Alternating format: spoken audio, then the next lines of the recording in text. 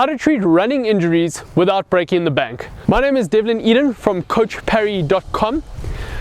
We know that running injuries can be frustrating. We often are forced to be out for a period of time, but besides the frustration of it, we tend to find that running injuries can cost an arm and a leg. We want to try and offer some advice to make sure that is not the case.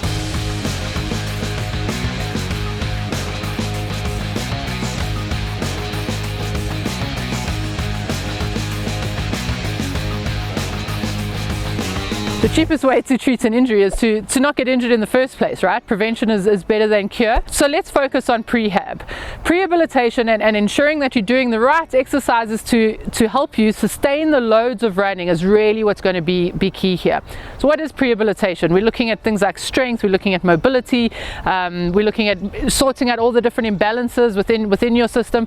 The body essentially works like a chain, and if there is something wrong at some point and there's an imbalance or something not working 100% right, the body's going to work like a chain and it's going to present and refer into another spot, and that's maybe why you are constantly feeling injured and constantly having to work on those aspects. Let's look at some of the things that we can be doing. So we want to be doing some strength training to help you sustain the loads of running, and along with that ensuring that we're doing the right amount of mobility so that you can get your body through the ranges of motion that are required for running as well. So Sean has discussed how we can try and avoid that injury, but it is not always possible, and there are times that we are going to get injured or we might get injured. How and what is the approach in that instance? Now, the initial rest period is absolutely key. Here at Coach Parry, we like to advise a 48-hour initial rest period.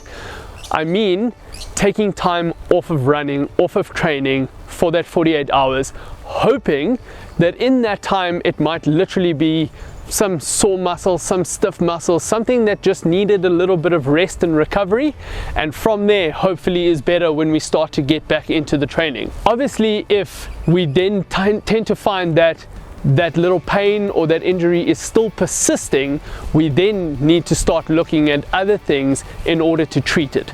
But that first 48 hours initially, when you do feel that injury coming on, don't try and push through any training. Don't think, I'll get over it, I just need to keep running, I'll run it out.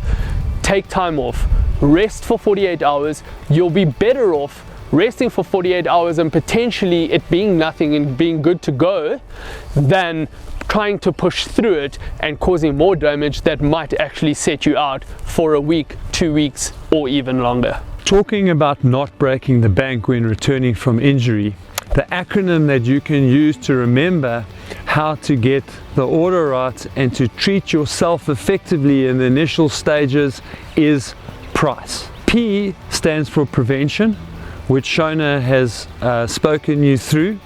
The R stands for rest. Yes, that 4-letter swear word that is very important in the initial stages of recovery, and Devlin has unpacked rest for you. The next is ICE. Okay? When we get injured, the pain that you feel, that is inflammation. Okay? So that is essentially swelling on a cellular level, and because we don't have tons of space on a cellular level, that expresses itself as pressure and therefore pain.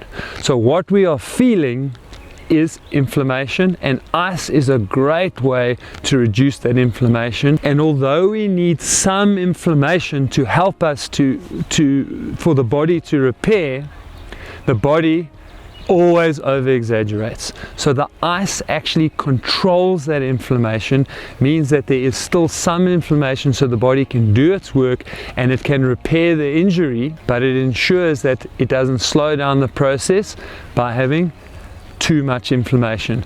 So in reality, the faster you can get ice onto an injury after the initial pain that you felt, the better. Then we get onto compression. Okay? Exactly the same mechanism. So by applying compression onto the area, we actually reduce the body's ability to be able to push out that inflammation, but also one of the advantages of doing compression is it actually helps with circulation.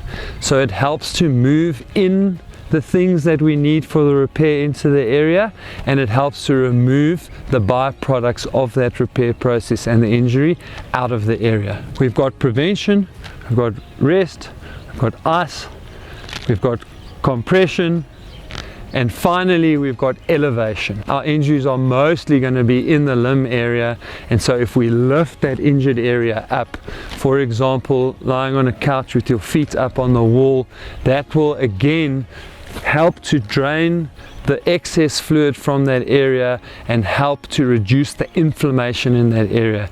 And if you follow those simple steps, particularly in the first 24 to 48 hours of an injury cycle, you can greatly reduce the amount of time that you have to spend recovering from that injury. Now that you know how to treat an injury as it happens, I'm going to hand you over to Shona so that she can talk you through what to do when you return to activity after being injured. One of the key things that we need to be looking at is doing non-impact exercises, and definitely doing exercises that when you are feeling you are pain-free. Okay, so you have no pain while you are doing these exercises. So what are non-impact exercises? Essentially that's things like cycling, like swimming, rowing, elliptico, so things like that, where it's not a weight-bearing exercise, so that you're not putting a load on the joints and the bones and going to exacerbate this return from injury.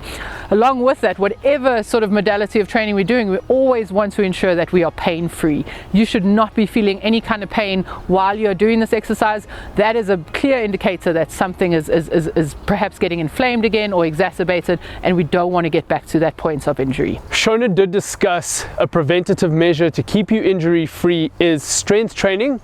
We've put together a free strength training program for you. If you're interested, check out the link on screen now. Please don't forget to hit the like button, subscribe to our YouTube channel in order not to miss any of our future content, and check out some of our other videos on screen now.